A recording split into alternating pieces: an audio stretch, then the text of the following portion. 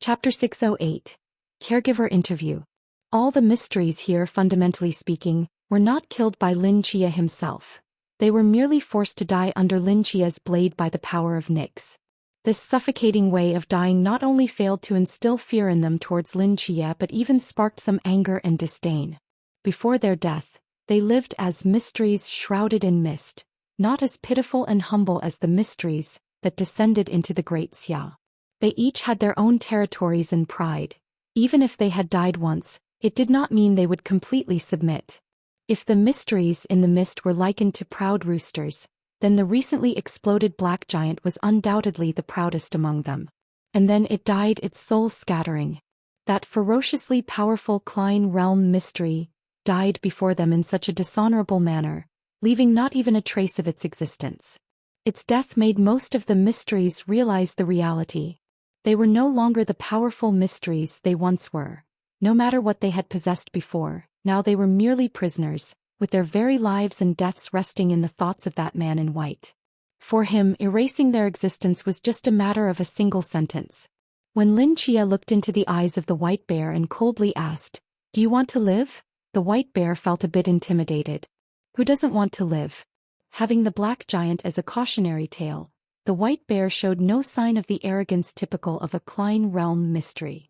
It wouldn't foolishly provoke Lin Chia again and risk its own life. "I do," the white bear replied honestly. "Can you do housework?" The white bear looked at Lin Chia in confusion. "What skills do you have?" The white bear remained bewildered. "What else can you do besides fighting?" I can grill fish," the white bear tentatively suggested. Lin Chia nodded slightly. To be honest, that skill was quite practical. Lin Chia reached out and grasped the void, producing a contract.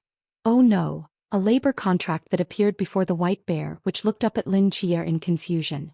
"If you have no objections to this contract, just sign it," Lin Chia said indifferently, not waiting for the white bear's response as he walked toward the next cell. The white bear glanced at the contract. Thanks to the hospital's automatic translation, all the text was converted into the most intuitive thoughts, so there was no issue of language barriers. After reading the contract, its white face turned a bit green. Then, the white bear hesitated. "What if I have objections?" Lin Chia replied without turning back, "If you have objections, you die." The white bear struggled for a moment but eventually extended its large paw and pressed its paw print in the lower right corner of the contract. The contract then spontaneously ignited. The cell door slowly opened, and an oversized blue caregiver uniform appeared out of thin air on the white bear. A shiny nameplate hung on its chest. 008. The white bear swaggered out of the cell, scratching its head, seemingly still trying to process what had just happened. Had it been sold? The other mysteries imprisoned in the cells, seeing the white bear easily regain its freedom after pressing its paw print, couldn't help but feel a bit restless. Of course, all they could see was the white bear walking out of the cell and standing outside. They had no idea that the white bear had merely moved from the cell into the control of some unscrupulous boss. As Lin Chia reached the next cell door, before he could say anything, the gray sparrow that had fallen to the ground spoke up. "I want to live." Lin Chia raised an eyebrow. "Can you do housework?" When Lin Chia opened his eyes again, he felt an indescribable fatigue. For the past 2 hours he had been like a diligent HR, frantically interviewing mysteries from different regions with various abilities and personalities. Even so, in such a long time he had only managed to interview fewer than 70 mysteries, as communicating with these beings was incredibly difficult. The high-intelligence mysteries like the white bear and gray sparrow were manageable, but many of the subsequent mysteries, despite their formidable strength, appeared rather dim-witted. When asked if they could do housework, they replied that they could destroy houses.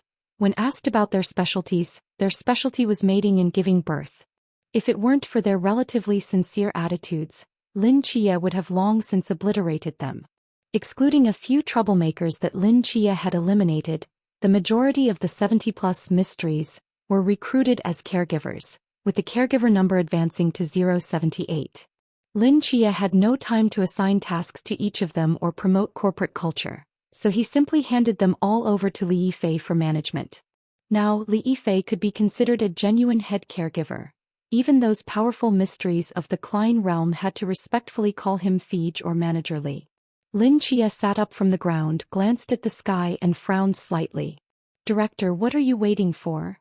Beside him, Hong Yen, who had been quietly standing to the side, asked with some confusion.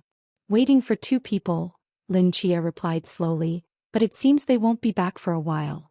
After pondering for a moment, Lin Chia placed the convenience bag in front of the container, leaving a note on the door. He took one last look at the cramped container before turning to walk towards the city. Lin Chia wouldn't wait here indefinitely. Since they weren't here today, he could come back tomorrow.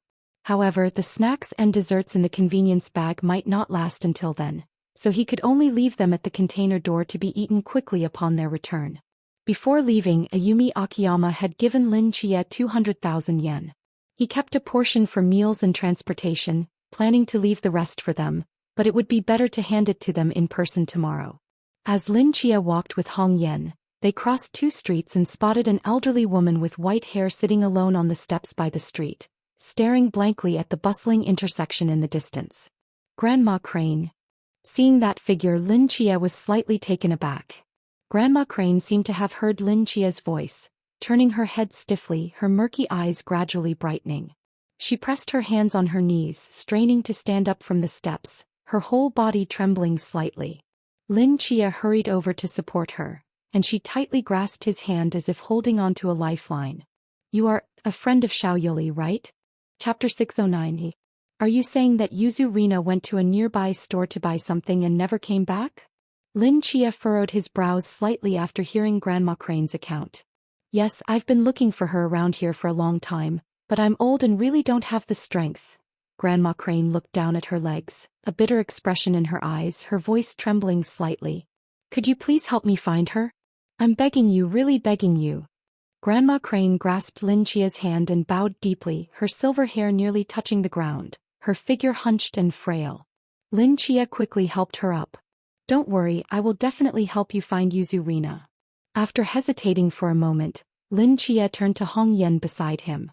Hong Yen, please take Grandma Crane back to the container we came from. I'll take a look around here. Hong Yen nodded, taking Grandma Crane's arm and helping her back along the path they had come. After watching the two leave, Lin Chia turned around, his gaze scanning the surrounding streets as he fell into deep thought. Although Lin Chia hadn't spent much time with Yuzu Rina, based on her level of filial piety towards Grandma Crane, she shouldn't have felt comfortable letting Grandma Crane walk home alone. Even if she needed to buy something, she would likely have taken Grandma Crane home first before heading out, especially since the distance to the container was very short. It wouldn't take more than 10 minutes for a round trip. Yet she did the opposite, and according to Grandma Crane's description, she seemed a bit anxious at that time. Lin Chia wasn't present and couldn't deduce the situation back then, but from the information he had now, this matter might not be as simple as Grandma Crane perceived. He hadn't forgotten that just yesterday, Yuzu Rina had attempted to commit suicide by jumping into the sea. As Lin Chia pondered, he walked to the entrance of the shrine they had visited earlier, wandered around for a bit but found nothing. He then walked down the shrine's steps, facing a road that stretched before him, leading either left or right. However, the left was the path Grandma Crane had taken when she left. If Yuzu Rina had indeed encountered trouble, she likely wouldn't choose that direction. So she would head right. With a mindset of giving it a try, Lin Chia followed the road to the right, moving forward while his mental energy constantly scanned the surroundings for any sign of Yuzu Rina. After crossing an intersection, he seemed to discover something and walked in a certain direction. A few seconds later, he picked up a light pink cherry blossom hairpin from the greenery at the edge of the road. Not far from the hairpin, there were a few drops of dried blood on the ground. Lin Chia's brows furrowed tightly. He recognized this hairpin. It was used by Yuzu Rina to style her bun. Its delicate appearance contrasted sharply with her tattered kimono, leaving a deep impression on Lin Chia. Why would this hairpin be in the bushes? Lin Chia didn't believe Yuzu Rina had discarded it voluntarily. She had clung to her worn black cherry blossom kimono and wouldn't have thrown away such an exquisite hairpin. Lin Chia's gaze shifted to the 2 drops of dried blood on the ground, his eyes narrowing as his expression darkened. Yuzu Rina had most likely run into trouble. Splash! A bucket of icy seawater was poured down, and Yuzurina suddenly opened her eyes while lying on the ground. She began to cough violently, her wet hair falling messily behind her, seawater dripping from the hem of her black kimono, pooling into a puddle on the ground. After coughing for a long time, Yuzurina slowly lifted her head, her damp eyes surveying her surroundings. This was a large warehouse about 3 meters high with the windows on the walls covered in newspapers, allowing only dim sunlight to filter in. The environment inside the warehouse was extremely dark. Around her stood about 20 adult men scattered about, fiddling with baseball bats, butterfly knives or steel pipes, occasionally grinning at Yuzurina with sinister smiles, looking fierce and menacing. In front of her, a black leather sofa was neatly arranged, its edges peeling to reveal the sponge inside, a second-hand item likely salvaged from some junkyard. On the leather sofa sat a man in his 40s, wearing a floral shirt who slowly stood up. "Well, if it isn't little Yuzu," the man sneered as he approached Yuzurina, squatting down. A thick gold chain hung around his neck, glinting with a cheap shine. "Finding you was no easy task, wouldn't you agree?" Yuzurina glared at the menacing face, struggling with all her might, but her hands were tied behind her back, and no matter how hard she tried she couldn't break free. "Iw my Yusuker," Yuzurina shouted angrily, "let me go." "Sure." "Iwa my Yusuker chuckled. "Pay back the money you owe and I'll let you go right now." "I don't owe you any money." "Don't you?" Iwa my Yusuker calmly stood up, pulled out a crumpled piece of paper from his pocket, waved it in front of Yuzurina and said, "Look, it clearly states here that Yuzu Kurotetsu owes 3 million yen, and there's your father's signature and fingerprint below. Why should I pay for the money he owes?" Yuzurina glared at Iwa my Yusuker. "Our family has long severed ties with that scum who abandoned his wife and child. If you want money, go find him." "Of course we want to find him to collect the debt," Iwa my Yusuker said lazily, "but we can't. We can't just go to Osaka and drag him out of his coffin to make him pay, can we?" At that moment Yuzurina froze in place.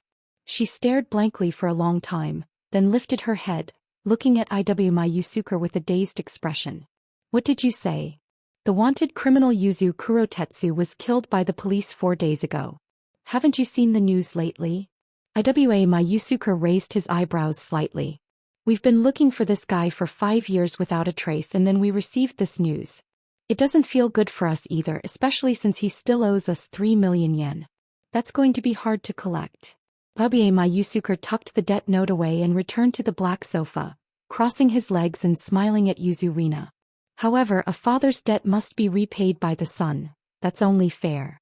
Since your father is dead, it's only right that you pay it back." "But I don't have any money." "That's not my concern," Iwa my Yusuker said indifferently. "If you don't have money then you can exchange it for something of equal value, property, a car, or some treasures your parents left you." "I've already told you. We have nothing."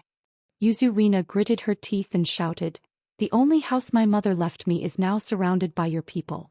I can't even go home. What more do you want from me?" Iwa my Yusuker's expression gradually darkened.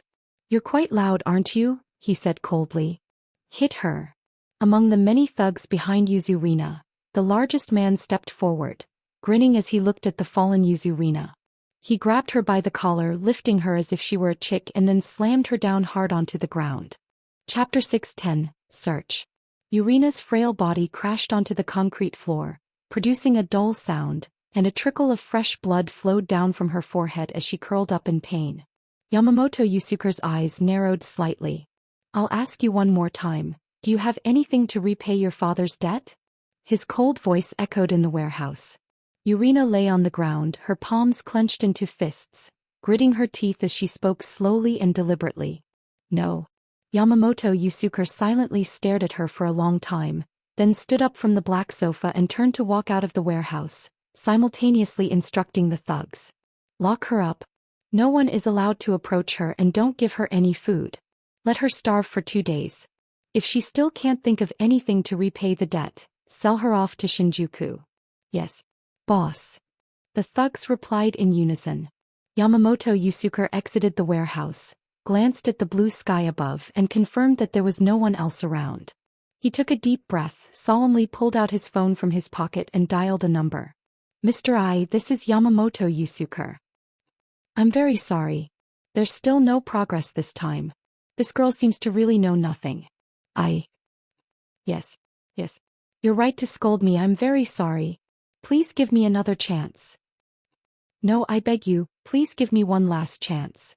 Yamamoto Yusuke's forehead was beaded with sweat, his face pale. Tomorrow I will definitely find out what you want. Please give me one last chance. Thank you. Thank you very much. I will definitely. Before Yamamoto Yusuke could finish his sentence, the call was abruptly cut off. He stood there holding his phone, his back already soaked with sweat. He stood like a statue for a long time and finally color returned to his pale face. He took a deep breath, his eyes flashing with unprecedented ruthlessness. He turned around and walked back toward the warehouse. Lin Chia and Hong Yen arrived at a secluded alley and stopped. Let's do it here, Hong Yen. Keep an eye on the surroundings and don't let anyone approach, Lin Chia said as he looked around. Hong Yen nodded, then jumped up with a powerful push from her feet, soaring over 10 meters high to land on the roof of the alley, carefully observing the surroundings. Lin Chia took a piece of chalk from his pocket, broke it in half with force and bent down to draw on the ground. After a few minutes, a large and complex summoning magic circle was outlined, resembling a perfect piece of art. Lin Chia tossed the chalk into a trash can, slowly squatted in the center of the magic circle, pressed his palm against the ground, took a deep breath, and infused his mental energy into it. A blinding blue light flashed from the magic circle. Although the light was dazzling, it only lasted for a moment. Once the light faded, a terrifying gaze projected from the void, beginning to search the surroundings. Lin Chia stood still like a statue, not moving at all. After about half a minute, that gaze slowly disappeared. Lin Chia raised his head and saw a pool of black liquid flowing on the ground opposite the magic circle. In the next moment, the liquid twisted rapidly, transforming into a black humanoid figure. An eye with crimson pupils opened on its forehead, emitting a mysterious glow. The figure slightly bowed and politely spoke. Caregiver number 007 Black Eye is willing to serve the director. Lin Chia twitched the corner of his mouth. Get up. Let's leave here first. Hong Yen leaped down from the rooftop, grabbing Lin Chia and Black Eye with both hands, transforming into a beam of light that merged into the ground, disappearing from sight.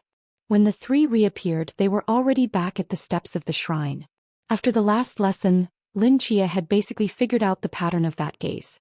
The more mental energy he used to operate the forbidden ruins, the longer the gaze would search.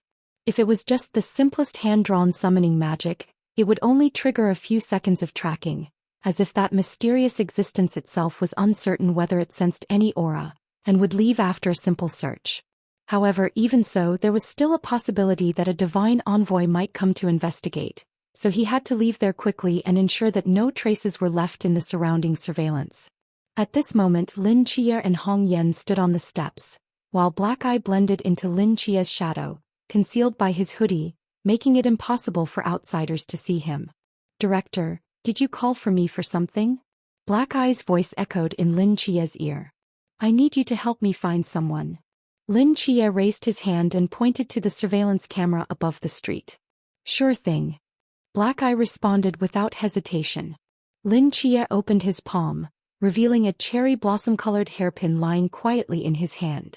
I need you to find the girl wearing this hairpin. No use of the forbidden ruins is allowed here. You only have a moment. Can you do it? A moment, Black Eye pondered. His eye of secrets could see the past, but it was like a film reel playing back. To find a girl and search for her whereabouts meant he had to pinpoint the exact moment something happened to her. Do you have an approximate time? Lin Chia thought for a moment. 2 to 3 hours ago. Got it, I'll give it a try. As Black Eye's voice fell, a crimson eye suddenly opened at the collar of Lin Chia's hoodie, fixating on the surveillance camera above, its gaze emitting a faint glow. That mysterious gaze projected from the void once again. Since Black Eye was right on Lin Chia, he could clearly feel the pressure coming from the void. As Black Eye focused longer, the searching gaze drew closer to Lin Chia, and the pressure intensified. Sweat beads formed on his forehead.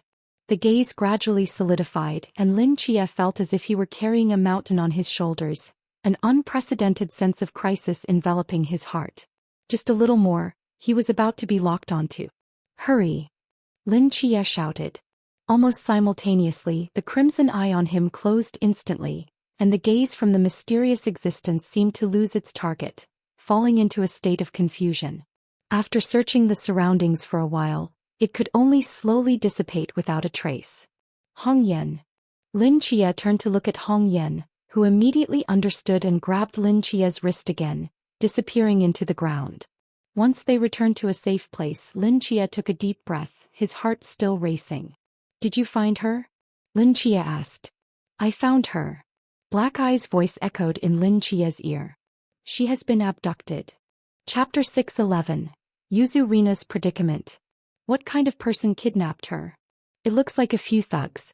They were lurking at the entrance of the shrine and then.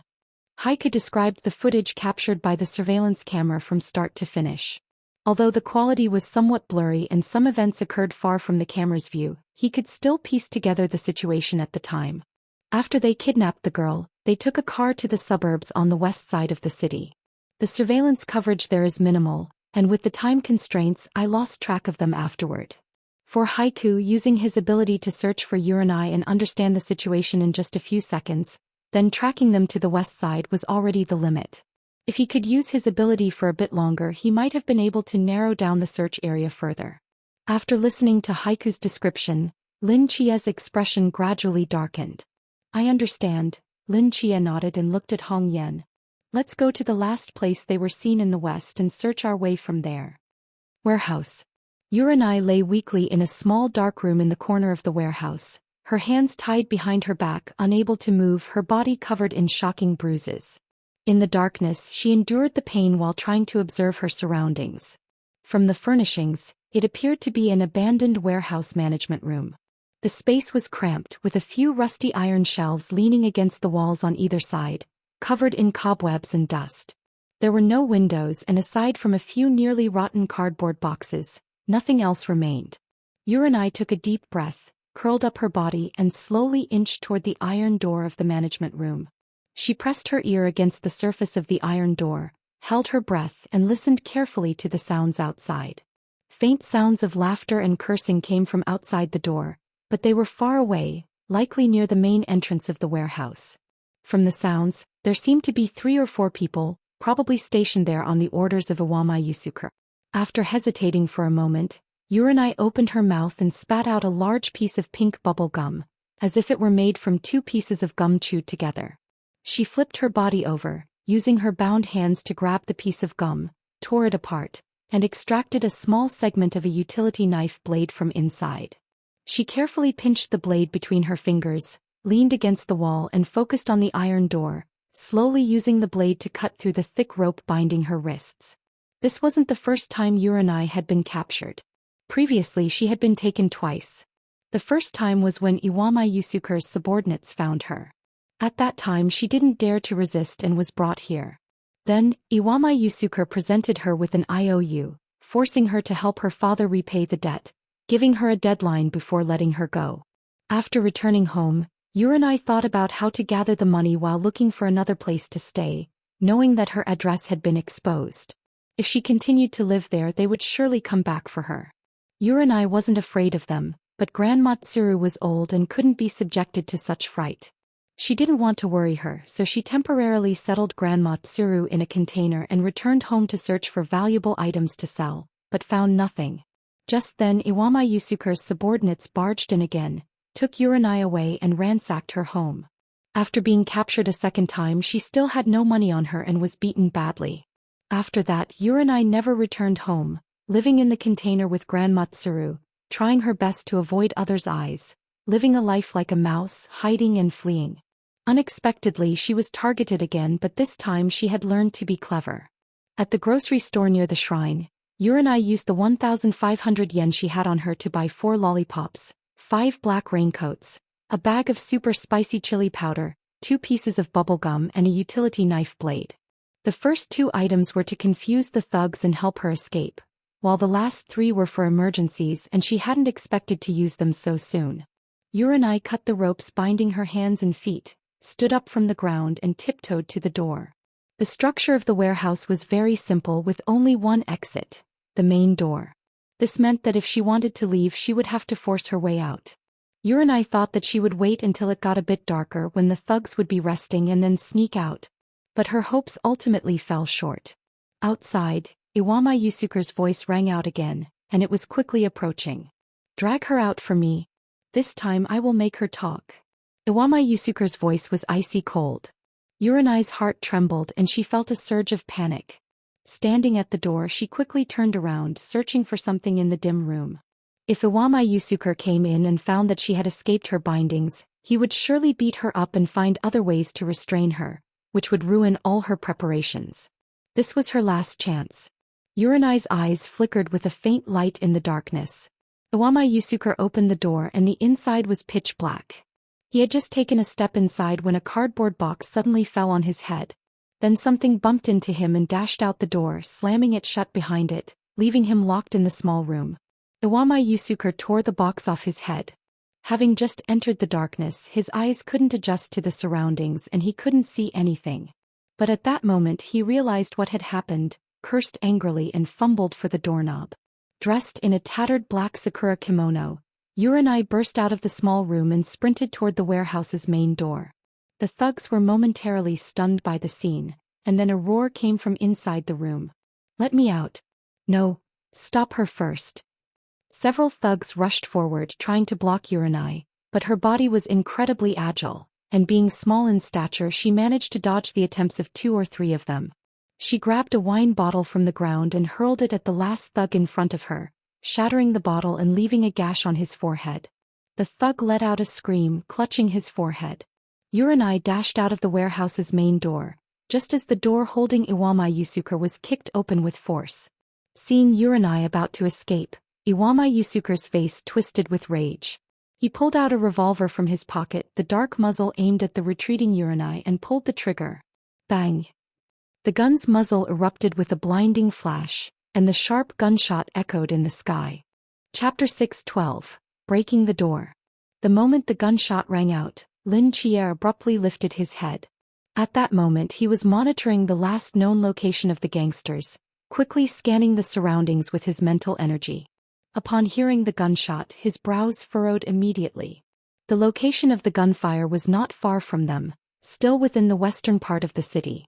Beside him, Hongyan and Heitong both turned to look at him. "Let's go take a look," Lin Chia said decisively. A tremendous force hit her from behind, and Yuzina fell heavily to the ground, letting out a muffled groan, feeling a sharp pain in her back. Lying on the ground, a dazed expression appeared in her eyes, the buzzing sound still echoing in her ears. Was that a gun? They have guns. The gangsters rushed forward, dragging Yuzina up from the ground. Yenwu Yusuke, holding a revolver, squinted as he approached her. His gaze swept over Yuzina's body, failing to find any wounds or bloodstains. "Didn't hit her, just scared her," he muttered to himself. His intention in firing was merely to prevent Yuzina from escaping. He didn't truly want to kill her. If she really died he would be finished too, so he aimed for a non-lethal spot. Although his hand trembled and he missed, the outcome was still the same. "Little girl, you've got some guts, huh? Daring to scheme against me." Yenwu Yusuke stepped closer, grabbing her hair and glaring fiercely into her eyes, sneering, "If you're so capable, why don't you keep running?" Yuzina bit her lip, remaining silent. "Drag her back, lock the main door. You two stay outside and keep an eye out for the police." Yenwu Yusuke turned and walked into the warehouse, instructing the surrounding gangsters. The gunshot had attracted nearly all the gangsters nearby, about 30 or 40 of them. They quickly followed Yenwu Yusuke's orders, dragging Yuzina into the warehouse and slowly closing the heavy door. Yuzina was dragged back to the center of the concrete floor in the warehouse. Yenwu Yusuke squatted beside her, pinching her cheek to lift her head. "I'll ask you one last time, did your parents leave you anything valuable or special?" Yenwu Yusuke's eyes were icy cold. Yuzina stared into his eyes, speaking each word slowly. "No, there's nothing." Yenwu Yusuke gazed at her for a moment, slowly closed his eyes, stood up and sat back down on the leather sofa. "Kotaro." "Yes, boss." A fierce-looking gangster stepped up beside him. "Cut off her fingers," he said flatly. "Understood."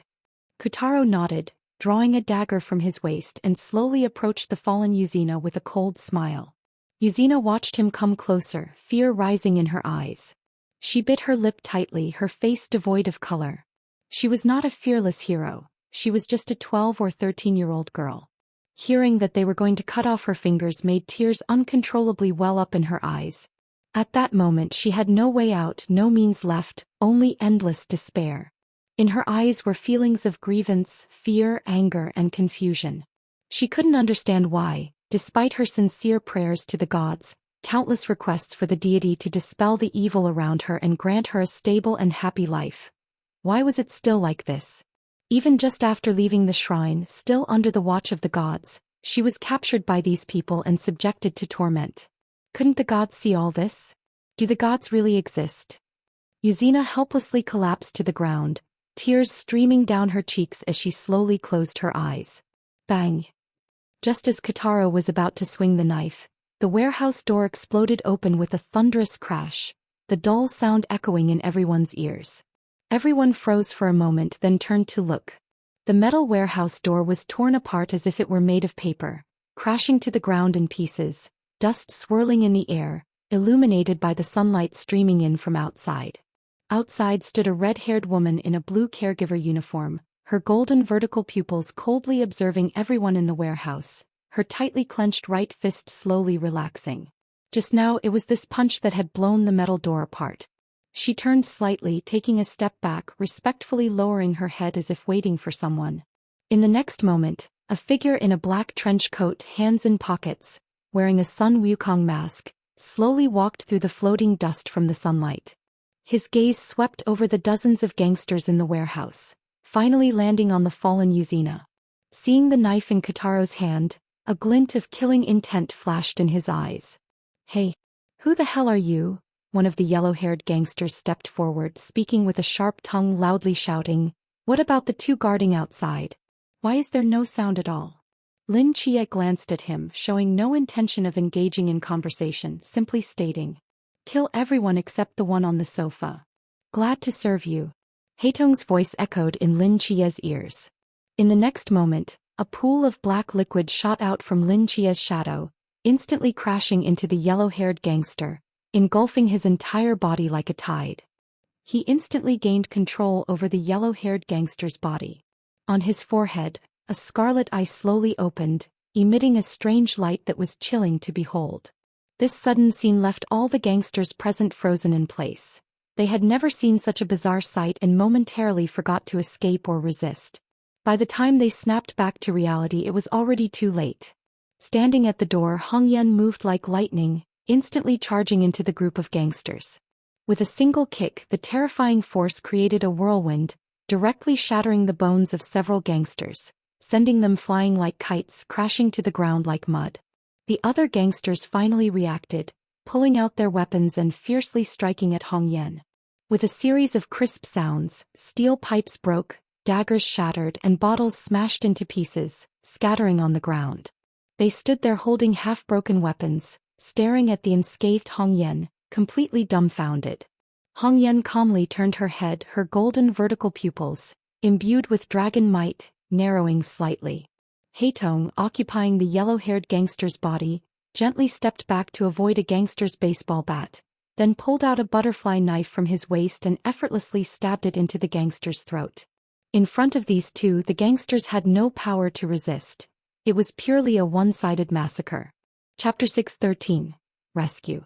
As the red-haired and black-eyed figures cleared the area, Lin Chia calmly walked towards Yuzina in the center of the warehouse. Standing next to Yuzina, Kotaro, who was about to cut his finger, furrowed his brow.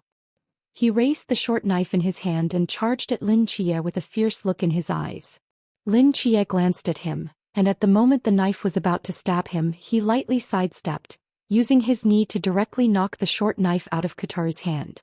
Following through, he kicked him like a sandbag, sending him flying several dozen meters away, crashing into the wall at the edge of the warehouse with a thud before falling to the ground. Everything happened too quickly. It was so fast that Yuzina only saw a blur before a 200-pound man lay lifeless in the corner of the warehouse. By the time Lin Chia reached Yuzina's side, the area around the red-haired figure was mostly cleared. Apart from the three of them, no one else stood in the warehouse, and a pool of blood slowly gathered at the entrance. Even without using the forbidden ruins, they could handle this group of thugs in under 5 seconds. Witnessing the death of his subordinates, Iwama Yusuke's pupils constricted sharply. He sat stiffly on the black leather sofa, staring in shock at the red-haired and black-eyed figures, his lips trembling uncontrollably. What kind of monsters are you? In contrast, Lin Chia and the black-eyed figure's methods of killing were relatively close to those of ordinary people, but the red-haired figure's performance had completely surpassed human comprehension. Coupled with her golden vertical pupils, it was no surprise that people regarded her as a monster. Lin Chia did not answer his question but instead looked down at Yuzina, extending his hand and softly asking, "Are you hurt?" Yuzina stared blankly at the man wearing the strange mask before her. After a long moment, she snapped back to reality, hesitated for a moment, then reached out to grasp Lin Chia's hand and slowly stood up. "A little injury, it's nothing," she replied while sizing him up. "This outfit, why does it feel so familiar?" Just as Lin Chia was about to say something else, he suddenly frowned. He saw Iwama Yusuke on the sofa, a fierce look flashing in his eyes as he swiftly reached into his coat. "Watch out! He has a gun!" Yuzina shouted immediately upon seeing his movement. Iwama Yusuke pulled out a revolver, aimed it at Lin Chia and coldly pulled the trigger. Bang! The gunshot rang out again. An orange-yellow bullet shot out from the barrel, straight towards Lin Chia's head amidst the sparks. Lin Chia, as if he had anticipated the move, slightly tilted his head, and the bullet whizzed past his ear. Then his figure blurred and like a ghost he appeared in front of Iwama Yusuke, grabbing the barrel of the revolver and twisting it forcefully. Before Iwama Yusuke could recover from the pleasure of firing the gun, the weapon in his hand was twisted into a spiral. Immediately after, a sharp gust of wind whooshed past his ear, and a tremendous force struck his cheek, sending him flying off the sofa. Lin Chia lightly shook his hand, coldly watching him, and walked slowly towards the fallen Iwama Yusuke. Iwama Yusuke clutched his left cheek in pain. The buzzing in his ears felt like it had drilled into his brain, making it impossible for him to concentrate. He staggered and fell, his eyes becoming somewhat vacant. "Do you enjoy slapping little girls?" Lin Chia approached him, slowly crouched down and grabbed his collar, lifting him up. The eyes beneath the Sun Wukong mask emitted a chilling glint. Smack! Another crisp sound echoed as Lin Chia slapped Iwama Yusuke, sending him flying 10 meters away. He rolled on the ground twice before finally coming to a stop, lying there like a dead dog, motionless. Lin Chia had certainly held back. Otherwise, with the first slap, Iwama Yusuke would have been killed. But now Lin Chia did not want him to die so soon. He stood up and looked at the black-eyed figure beside him. "Help me pry open his mouth and see if there's any valuable information." The black-eyed figure leaned over the blonde thug, a smile appearing at the corner of his mouth. "Leave it to me." He stepped forward, dragging the unconscious Iwama Yusuke like trash, slowly making his way to the small room where Yuzina had just been held. He casually closed the door and moments later, piercing screams echoed from within. Yuzina jumped in shock. Lin Chia glanced at the surrounding corpses and pools of blood, pointing towards the warehouse door. "Let's go outside and talk." Yuzina turned to look at the room filled with screams, then at Lin Chia's strange mask.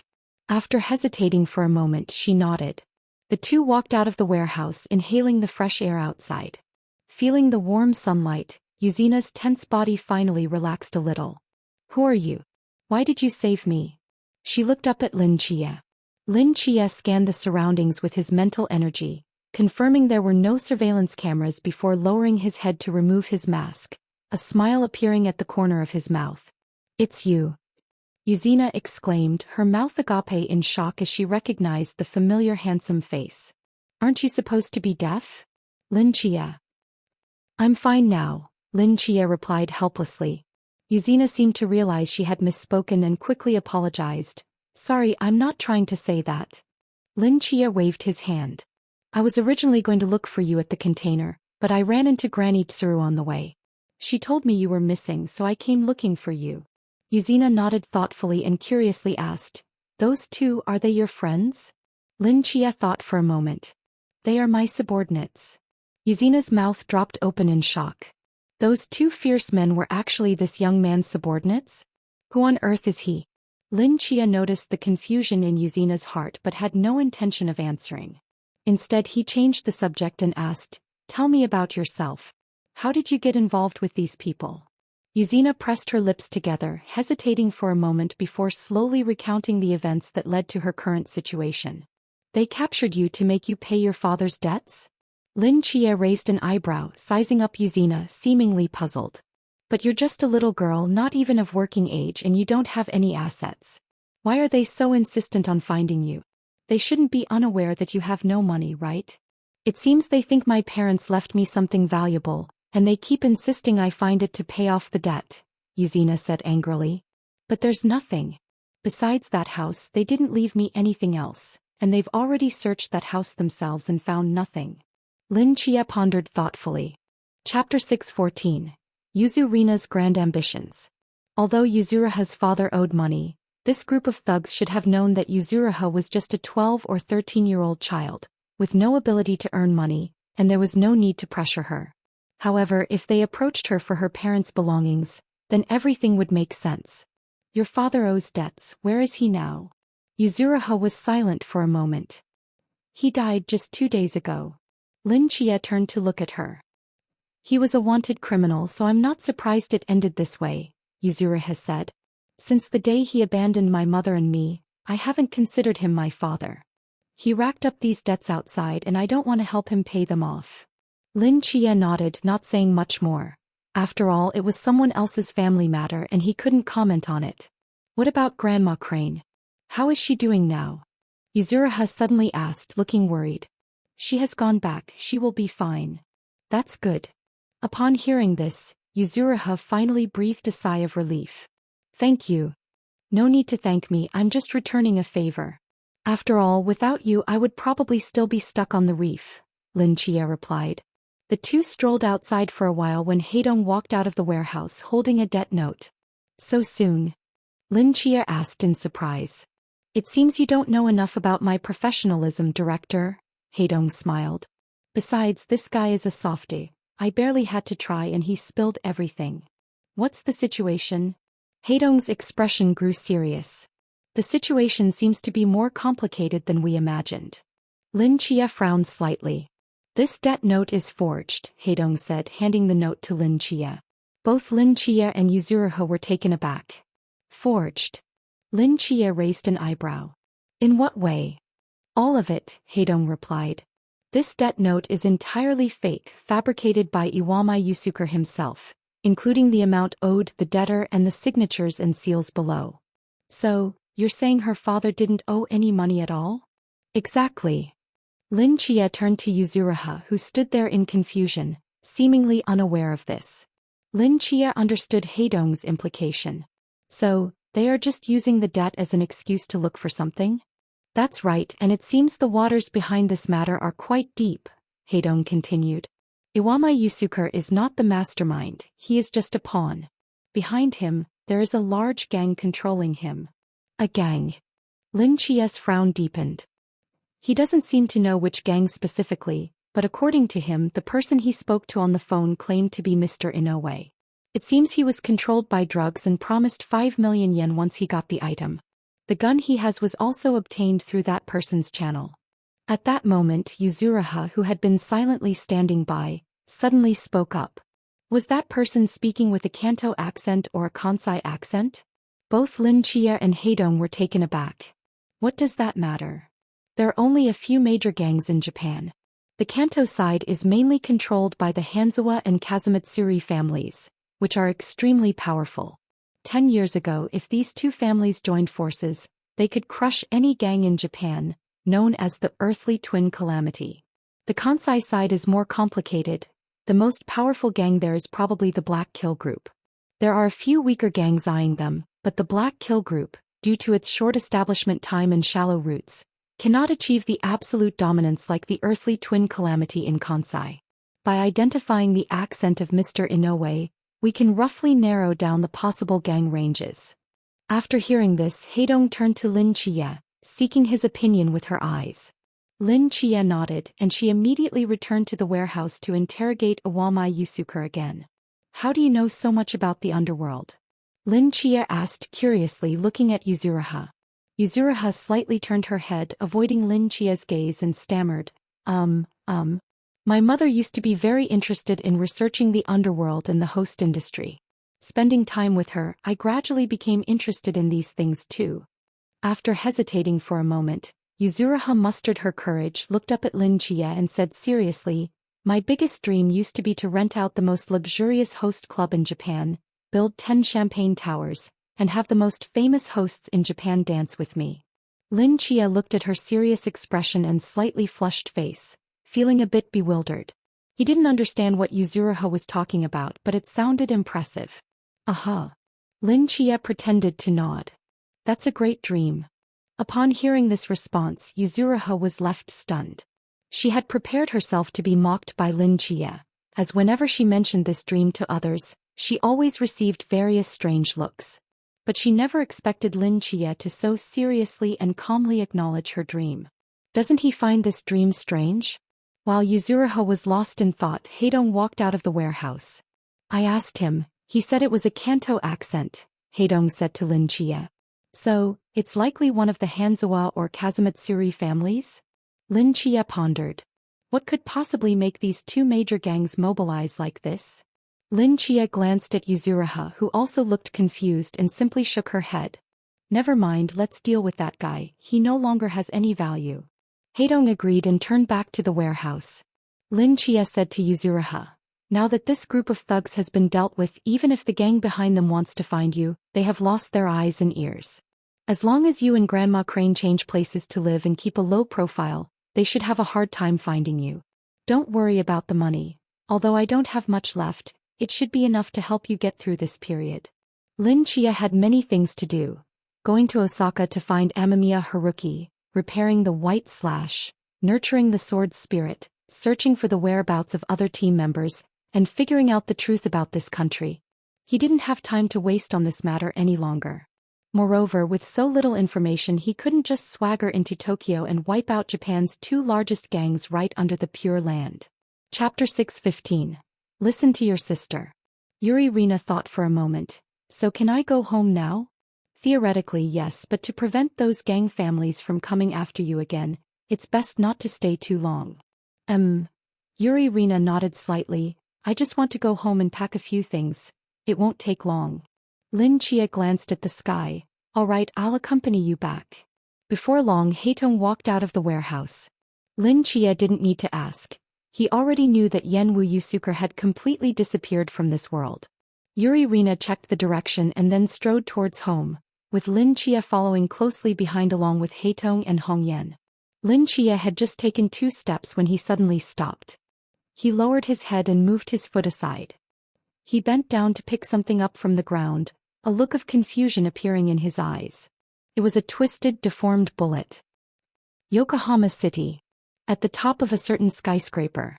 The strong winds at high altitude swept through as Amamiya Haruki sat quietly at the edge of the building, gazing at the gradually darkening sky, like a statue motionless. Ding-ling-ling. A crisp ringing sound echoed. Amamiya Haruki looked down and took out a flip phone from his pocket, answering the call. Hello, Amamiya. Have you found the descendant of Yuzuriha Kurotetsu? A young man's voice came from the other end. Amamiya Haruki replied calmly. No, there have been no unusual occurrences in this city. I've checked, and neither Yuzuriha Kurotetsu nor his wife left any property here. His descendants might not be here. Sigh, we guessed wrong again. The young man on the other end sighed helplessly. My war princess has only a 50% accuracy rate for random predictions. It's really hard to determine the correctness of the predictions. Did you do today's prediction? Not yet, I was just about to have a showdown with it. The young man's voice was filled with fighting spirit. In today's game I will definitely win. Good. By the way, Amamiya, when are you going to Osaka? Tomorrow. Amamiya Haruki answered. Since we can't find any trace of Yuzuriha Kurotetsu's descendants, there's no need to waste time here. Osaka is a great place. Remember to bring me some Yoshino sushi when you come back. The young man on the other end hurriedly said, I won't talk to you anymore. I'm going to challenge our family's sword spirit. Amamiya Haruki hung up the phone. After hesitating for a moment, he quietly took out a wallet from his pocket and opened it to take a look. After a while, he let out a deep sigh, his back exuding an indescribable loneliness. Is this enough money for me to take a bus to Osaka? Somewhere in Japan. The young man who had just finished the call with Amamiya Haruki put down his phone and took a deep breath. Let the game of victory and defeat begin today. Yukai. He suddenly stood up from the tatami mat and shouted, his eyes burning with fighting spirit. On the bed in front of him, a figure lazily emerged from the blankets.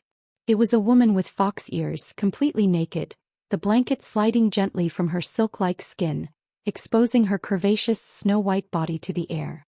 Her long black hair cascaded down her back like a waterfall. She covered her mouth and yawned lightly, 9 fluffy fox tails swaying behind her. Yukai.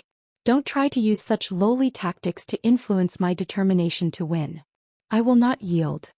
The young man swallowed hard at the alluring sight before him, stammering. She shot him a glance, stood up nonchalantly, and casually took a thin red haori from the hanger, draping it over herself to cover part of her figure. Then she lazily sat down on the cushion opposite the young man. She picked up a pipe from the table, tapped it on the tatami, and placed it between her lips. Her black hair fell onto the thin red haori, and her enchanting golden vertical pupils glanced at the young man as she spoke softly. Well then, my sword master Hashimi Shota, are you ready to start today's game? Ready. Today I will definitely win. Hashimi Shota nodded seriously. As usual, if I lose, I will accept any punishment you propose. If I win, you will tell me a future prediction with 50% accuracy. Alright, what game are we playing today? The fox girl smiled slightly. Today's game is rock, paper, scissors. Best 2 out of 3? Best 2 out of 3. Let's go. I'm ready.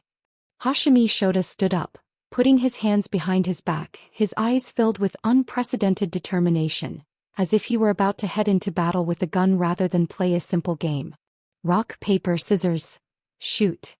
The fox girl casually threw out scissors, winning against Hashimi Shota's paper. Hashimi Shota exclaimed, again.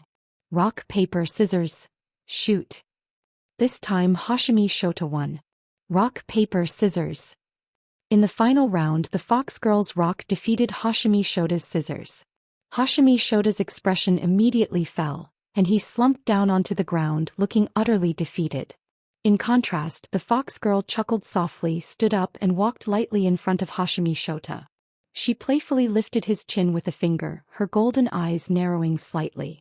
She leaned close to Hashimi Shota's ear, a fragrant breeze brushing against his cheek, and whispered in a voice only they could hear.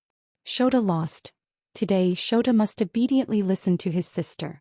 Like cradling a chick, she picked Hashimi Shota up from the tatami mat.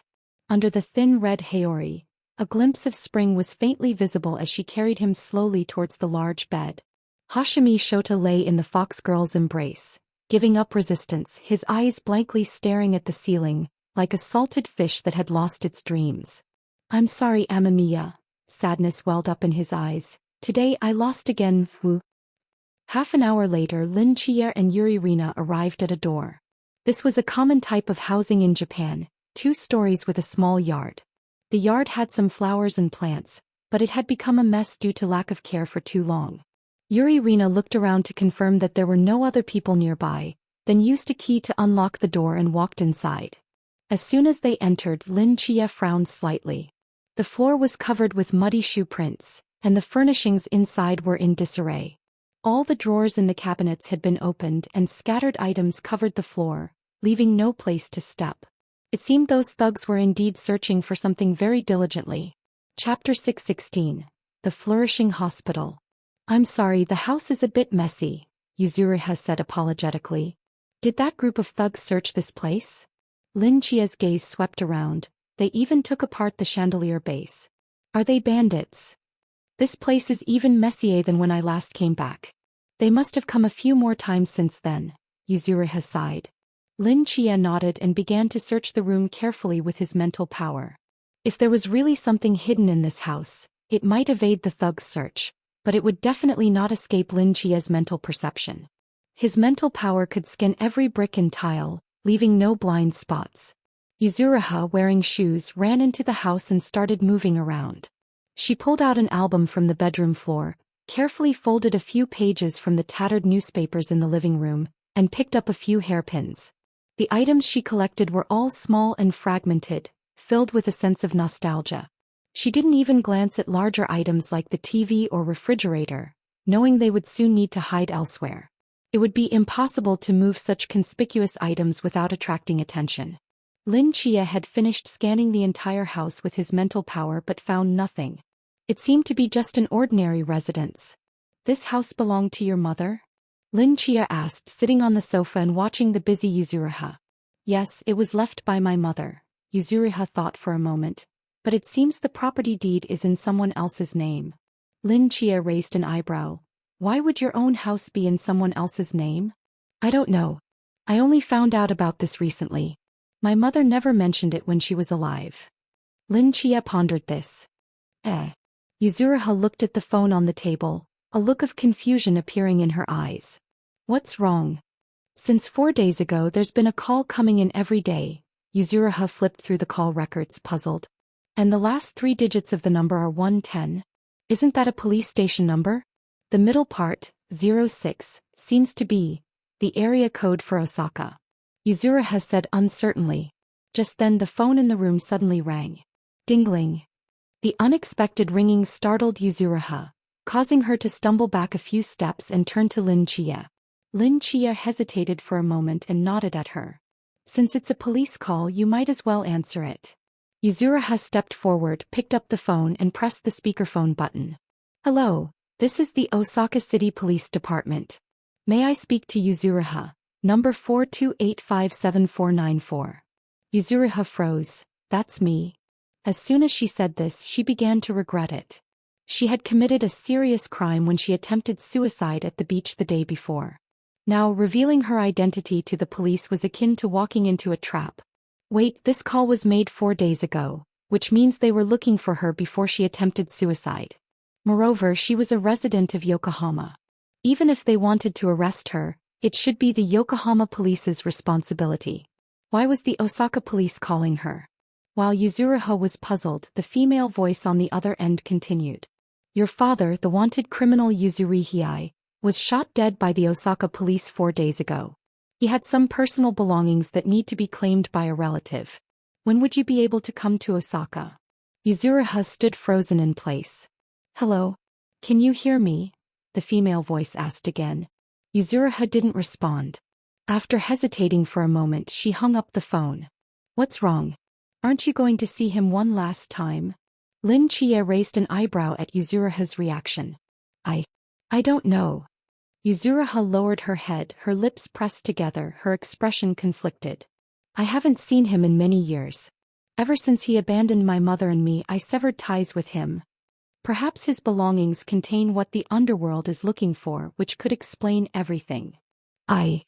Lin Chia looked at Yuzuriha's troubled expression and sighed, sitting up from the sofa.